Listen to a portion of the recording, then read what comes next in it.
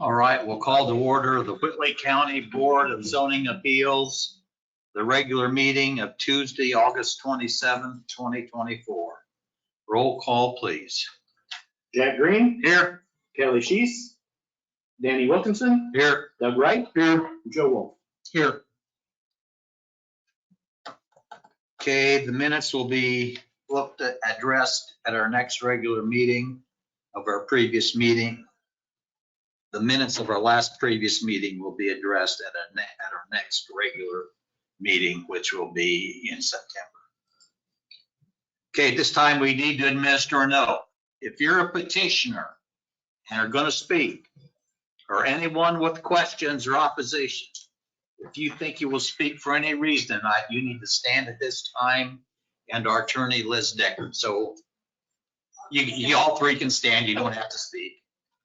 Liz? It's easier if we just do it all at once. You'd raise your right hand, please. Do you swear or affirm that any statements you make before the board tonight will be the truth? If so, state I do. I do. All right, thank you. You may be seated. Old business, we have one item. I think you've been here before. I remember the name. It's been a long time. Give you an idea how we go through the meeting. I'll read your petition. The staff will give the staff report, and then we'll ask you to come to the podium, state your name and address, and tell us what it is you'd like to do. The first petition under old business is petition 24W variance 13, filed by Mary McOmber, owner of the subject property, who is requesting a development standards variance of the required front setback for construction of a new home on the property located at 2332 East Wilcken Road in Section 11 of Thorncreek Township. Staff. Thank you, Mr. Chairman. So going to the wonderful staff report. This is located at 2332 East Wilcken Road, zoned LR Lake Residential, currently improved with an existing dwelling and sheds. The existing dwelling has a lakeside setback of 3.8 feet, which lakeside being that it has lake frontage, that is the front setback. What is generally being proposed is to remove the existing dwelling and construct a new one with a proposed setback of approximately 8 feet plus or minus. As a reminder, the code requires a front setback of 35 feet. If you do the averaging, that actually comes out to be 34 feet, mostly due to a fairly large setback on one of the properties to the west of this. The immediately adjacent properties, the dwellings, the structures are all pretty much in a line. So this would be fairly close to those existing structures. The proposed setbacks for the side and rear are compliant with the code requirements then. So we're only looking at the lakeside / front setback. Outlined in blue is the subject site. The dwelling is there, is the rectangle that's closest to the lake right here. Closer view for reference. This is the proposed plot plan. The black lines are the existing dwelling. The blue lines with hatched are the proposed building.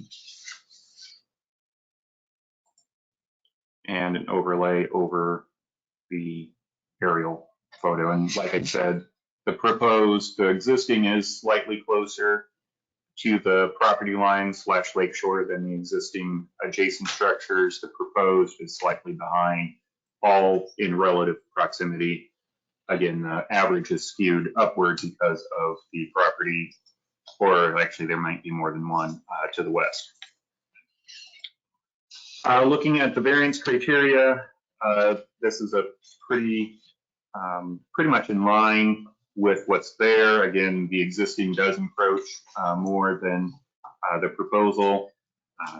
So it does not seem to be that it would be injurious to public health, safety, morals, general welfare. Use and value, again, would not be likely affected in any substantial manner because it is still in line with the area and scale of the neighborhood. And then finally, strict occupation. We do have the averaging rule in place, but because the average was skewed by those other properties with larger lots, that couldn't be used. Overall, this winds up being very in line with what's already there. So it does seem like there is a practical difficulty in applying the code. Any questions for me? All right, petitioner, your representative, come to the podium. State your name and address and what it is you'd like to do, please. I'm Mary McOmber, and my granddaughter, McKenna Criswell, is going to speak for me. But I own the property, so I have to be up here with her. Okay, thank you. Hi, I'm McKenna Criswell. What do you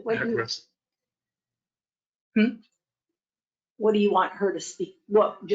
Same? Your address of this property. 2332 East Wilcken Road, Columbia City, Indiana, Okay. 46725. Okay, tell us about what you'd like to do. So we would like to demolish the existing property and then build a new house on the same plot of land.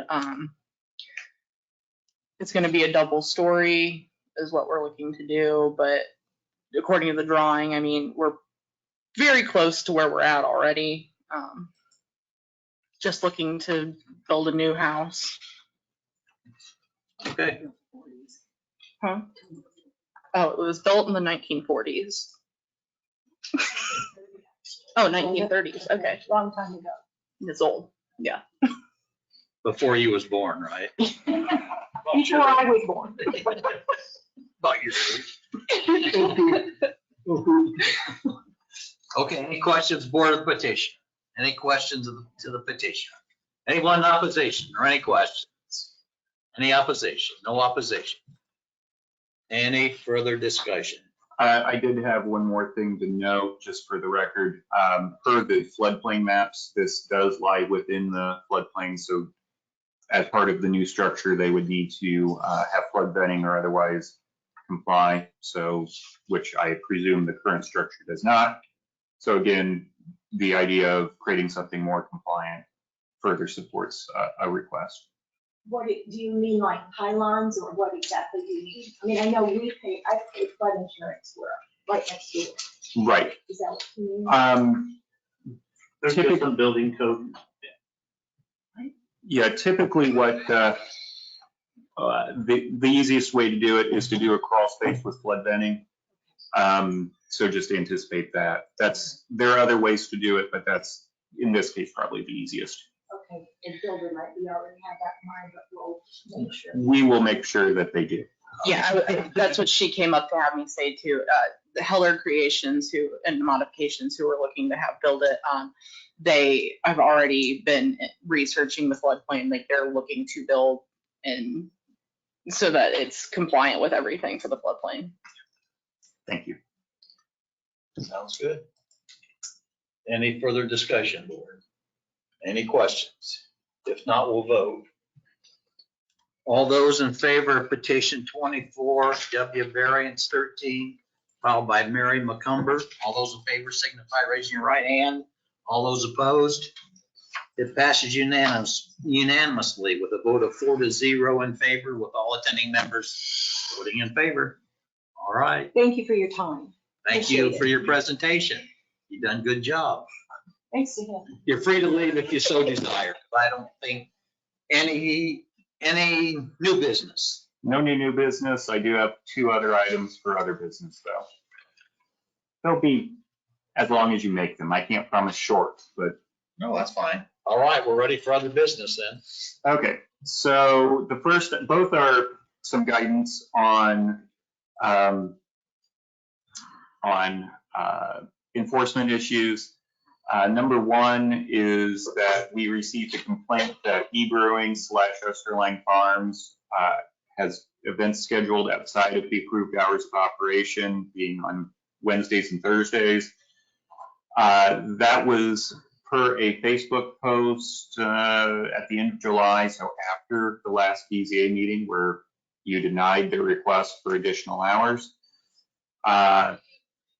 Since that point, we believe that they've deleted that Facebook post. And so we're kind of in the process of further gathering evidence of what's going on and is establishing whether they actually have events going on outside of the Friday, Saturday, Sunday that was originally approved or not. So at this point, it's not really a question as to, I don't think there's a real question as to what to do, but more just letting you know what the status is. If we find evidence that it is outside of those hours, we would pursue that. Now, the use of the rest of the building, which was the proposed change in the floor plan, that is going to be harder to investigate, I think. How much do you want to push that versus, say, the hours of operation? Floor plan like in Using the bigger, the back side of the building where they have seating? yeah,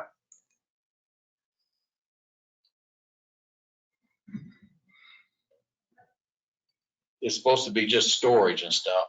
And can they process beer in there? Yeah. Yeah, because they had tanks and stuff in there. yeah, the original floor plan showed that being like a storage area for their ingredients and whatever else, which then they finished out as seating area. Excuse me.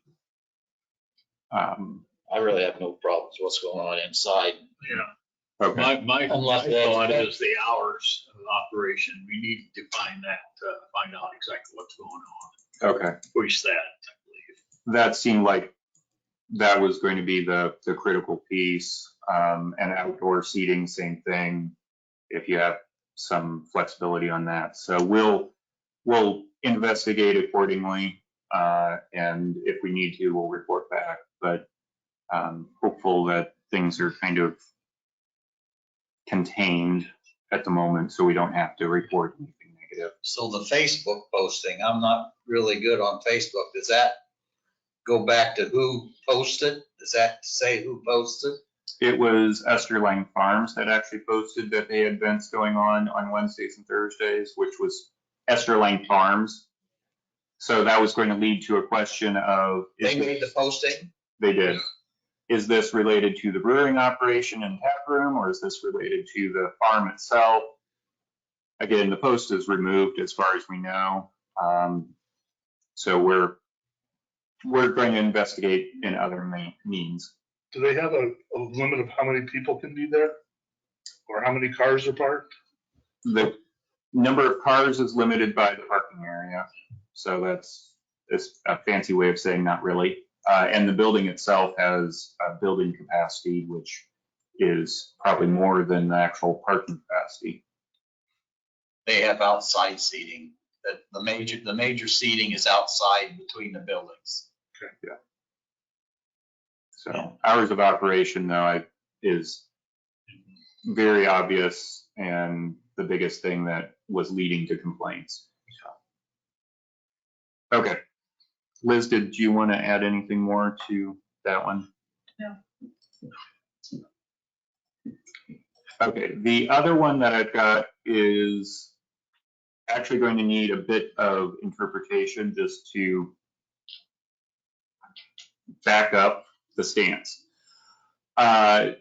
This is 201 West Main Street, Larwell. It's actually unaddressed parcel, but 201 West Main Street is the one and is part of the overall picture. We have a situation with outside storage of materials, and I've got photos of what it looks like here in a second for those of you who haven't visited Larwell in the past few months. Part of the area is zoned GC general commercial and part is zoned RR rural residential. I sent the property owners notice back in March for the residentially zoned area. It's very clear that operating a business in the residentially zoned area and outside storage was evidence of a business being operated. Very clear, sent them a notice. That's gotten relatively cleaned up. It no longer looks like it's a business. It just looks like they've got crap stored, which we have on residential properties all over. Scott from the health department, Scott Wagner's also involved in terms of junk and trash. So that may be more into his area. But in terms of the zoning violation for the residential portion, it feels like that's at least on its way to being compliant. What I need your interpretation on is the commercially zoned area, which I've let them know that it was a potential issue, but we would work with them. And Larwell would too. Since this time, they've been quote unquote working with Larwell. Larwell was okay with the idea of putting up fencing, but then the question would be, what would that fencing look like and how tall would it be and so on. And finally, the town council has just said, we're tired of talking about this. It's a zoning violation. Go ahead and pursue it, which is where we are. Actually, it's been for a little while. What I've been holding off on somewhat is the fact that the zoning code implies, but is not explicit in stating that outdoor storage is not allowed in general commercial. In the IPM district, the industrial district, it talks about how outdoor storage requires screening if you have it. It also talks more generally about uses being enclosed. Doesn't talk about that in GC. When you look at the list of permitted uses in general commercial, virtually all of them typically do not include an outdoor component. So things like retail, service, and so on. You're not seeing things like contractors' yards or you have to zoom go down here. Other things that have outdoor components. Mini warehouses are all enclosed, for example. The marina and boat sales, for example, is a indoor description. So again, it's implied that GC would be all enclosed, but it's not explicit. So kind of would like, well, I'm not kind of, I would like some discussion about what you think on this and whether GC would allow for outdoor storage in any case and under what guise that would require, whether it be just simply screening it as, again, Larwell might be entertained, or whether they'd have to have a special exception for that outdoor storage, which is similar to the way municipalities handle it, or what we do. So kind of hold that thought while I show some pictures and we'll discuss more. So. Where's that at? Around the post office, or is that north, the other side of the tracks? Or you can't see it, you can't see it from far. But funny you should ask. These are the 3 properties involved, or 2 properties, excuse me. The third property is this one here, which actually is these are all zone commercial, GC commercial. This property is also, was the one that was apparently used for this business, but is zoned residential. And I'll show you what it looked like then. But the main issue is this right here. Oh, excuse me, I pointed this one out. That's incorrect. It is this one. So Doesn't that one have a business in it?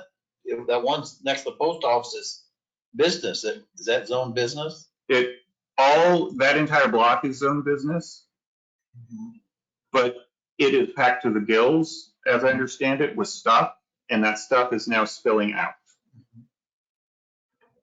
So what we're looking at is June of last year is the upper photo from Google Street View. Earlier this month is what it looks like now. And I can kind of zoom in a little bit here. So you've got one of those trailers has actually been parked there a while, as you can see. This truck the box truck has been moved around a few times over the years. It's been in Larwell for a while by these property owners. It was at the dock. to the building, Was by the dock, yeah, it actually is parked backed up to the dock. on Main Street at one point. It has moved. Most recently, it's now apparently under repair.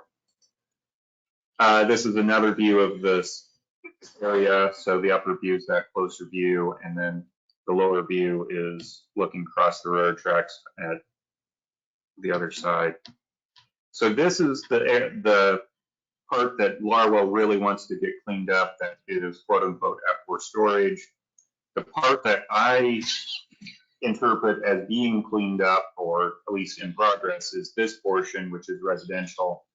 And you can see that back in March, February, they had these racks of stuff, which actually at that time were up on the other side of the road over here as well. And now we're just down to the stuff that's stored outside. It's tarped, it looks kind of like building materials, kind of like construction materials, kind of like just wood for hobbyists, whatever. Again, not really certain it's business related. So the residential portion I'm putting on ice. It's again this and that that are more of the issues. So going back to the question then is, what are your thoughts on outdoor storage? How do we handle it in general commercial? Has Larwell approached you, Nathan, or the BZA for assistance? Who brought this to this level? Larwell. Larwell. Larwell asked us to push enforcement on this. Okay. Because Larwell doesn't have their own zoning code, of course, the county covers them. And so that's why the county is involved. That makes sense. So. Does the same person own all these properties? Same family. It's, Same family. I believe, Okay. parents and daughter, some relation like that. What about the trailer that looks like it's off of their property? Which one are you talking The about? one along the railroad tracks? That, Yeah, looks like. I mean, well, I mean, if they claim that it's not their problem to deal with because it's on the railroad property, then I'm sure the railroad would love to have a trailer of their own. Yeah. I don't think they would disclaim it like that, and I don't think they have disclaimed it, so. May I inject some of the history that I know about it? Please. This gentleman, the property to the west, that house that sits just to the south of it on the west side of Depot Street, he runs he buys and sells stuff on the internet. And he has used the property that is west side of Depot Street for years. That has been a problem in Larwell.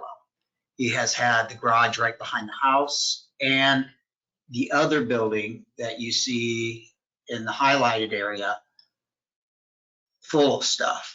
Plus there was also a flatbed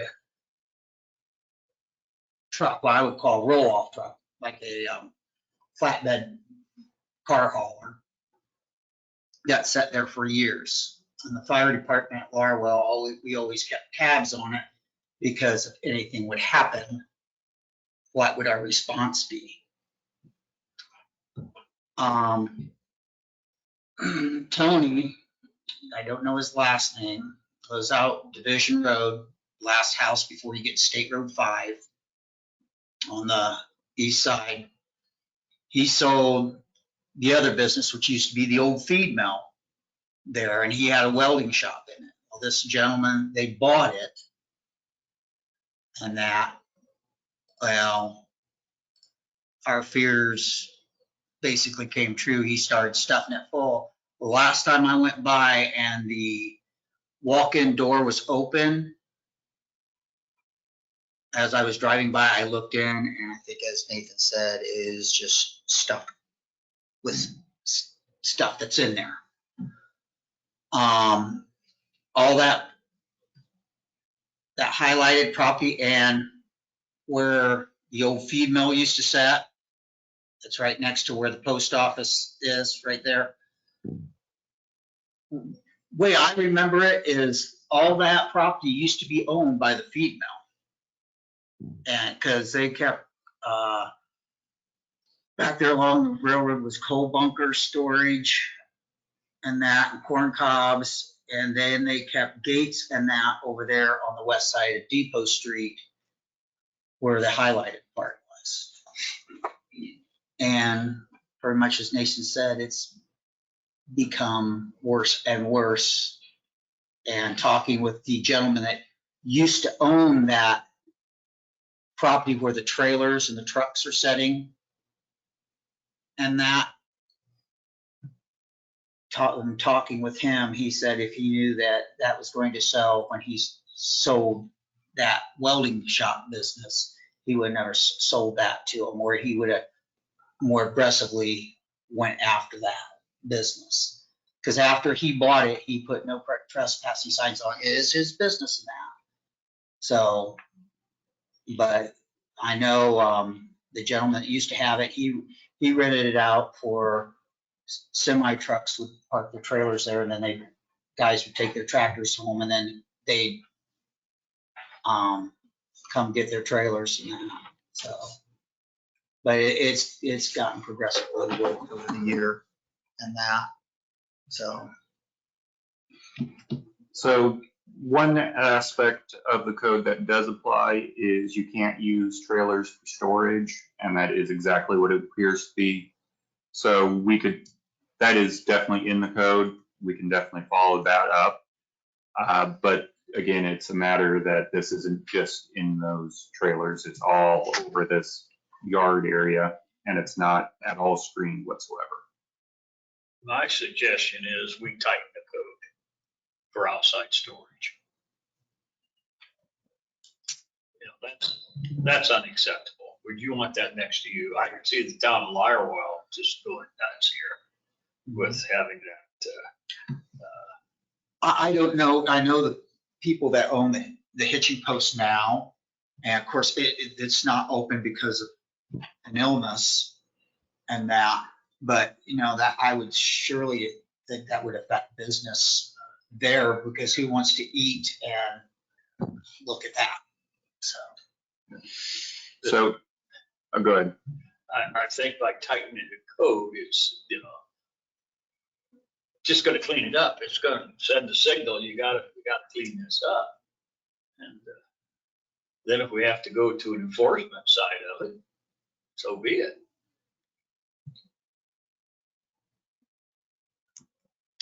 I think it's been a persistent problem over the years. He has shown with his other property to the west, the same thing had happened with it. And then he sort of cleaned it up and it all moved over to the east on the property that they bought. So. Okay. So is it I guess, is it your interpretation that outdoor storage is not allowable in general commercial? Even with it not being explicitly prohibited, but the strong implication is that a worthwhile interpretation? I'm hearing things that support that based upon public safety and property values. Those are definitely what you just said, but can we make an interpretation out of that? What she said on Liz? Me? Yep. Yeah. You're the only C here. She makes you No, are. that's. I mean, really, it's it is unclear in the ordinance, or not explicit, but you guys get to decide. Anything that's vague or ambiguous, you guys get to interpret. Yeah, and you can also fall back on if it's not listed as being permitted, it is prohibited. That's another viewpoint. Yeah. And like I said, the industrial district has a specific statement about it, and that's generally viewed as a higher level type of zoning, less restrictive. So this would be more restrictive. I mean, is this, I just wondering if it would fit in any permitted use. All of this has to do with sales and business and The RV, auto sales, that type of thing, where there's actually something for sale. This isn't any closest, business that's selling anything, is it? the Well, closest thing would be warehousing, which is a permitted use in general commercial. Warehousing is there somewhere. We need storage, yeah, wholesale business. But that, again, warehousing and wholesale is implied, generally connoted to be enclosed. And the way I understand it, he is buying and selling products on the internet. So that's the reason that the building is full. Yeah, in terms of filling the building, that's potentially a fire code issue, but not a zoning code issue. Well, from what I understood what you said, it's not listed as a permitted use. Therefore, we should have them get cleaned up. We need to take a formal vote on that. I don't think so. Okay, we'll run with that interpretation. If they feel like appealing it, it gets appealed to you guys. Because they're gonna vote on it once again. Good point. Actual enforcement. So, okay, we'll, I may wait until after the holiday weekend to get notice out, but I may not do. Maybe give them 3-day weekend to start cleaning up. I see how workload is. Well, I did see one piece of equipment get put on a trailer, and I'm not sure whether it's moved out of there or not, so I'll have to look when I go home. So how long's Law World been pursuing this property? Have they been actively pursuing it with verbal or letters or what? They have, over the winter, they were pushing it at, using their junk and trash ordinance themselves. But that really wasn't getting anywhere because it was related to a business. And so their code wasn't that effective. So they threw it at us. And I let them know that it was not exactly soft and maybe they could work things out. And nothing's being worked out, or at least what they agreed upon isn't being fulfilled. I'm not sure exactly what happened, but they've asked us to push it harder. Makes sense. So, thank you. Anything else? All I had. Thanks, Dan.